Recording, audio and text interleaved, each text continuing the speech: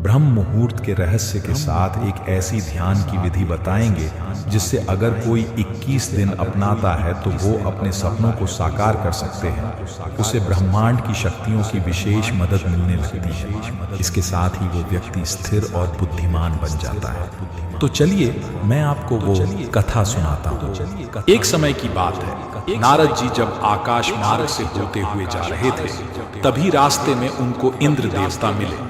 वो नारद जी से पूछने लगे कि हे नारद जी, मैंने देखा है कि प्रत्येक इंसान जो सुबह के समय ब्रह्म मुहूर्त में उठता है वो बहुत सुखी रहता है, ऐसा क्यों है? अब नारद जी को इस बात का ध्यान नहीं था। उन्होंने कहा कि हे इंद्रदेव, मैं तुमको तुम्हारे प्रश्न का उत्तर कल दूंगा।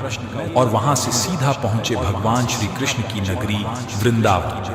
और वहां पहुंचकर उन्होंने देखा कि भगवान श्री कृष्ण एक पेड़ के पास खड़े होकर बांसुरी बजा रहे थे।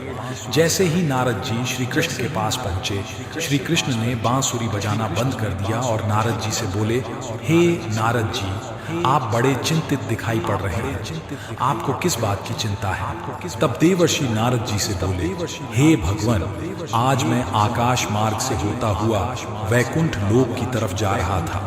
तब रास्ते में मुझे देवराज इंद्र मिले। उन्होंने मुझसे पूछा कि नारद जी, जो लोग सुबह सुबह ब्रह्म मुहूर्त में उठते हैं वो सभी इतने खुश क्यों रहते हैं? हे भगवान, मैं इसी प्रश्न का उत्तर आपके पास जानने के लिए आया हूँ।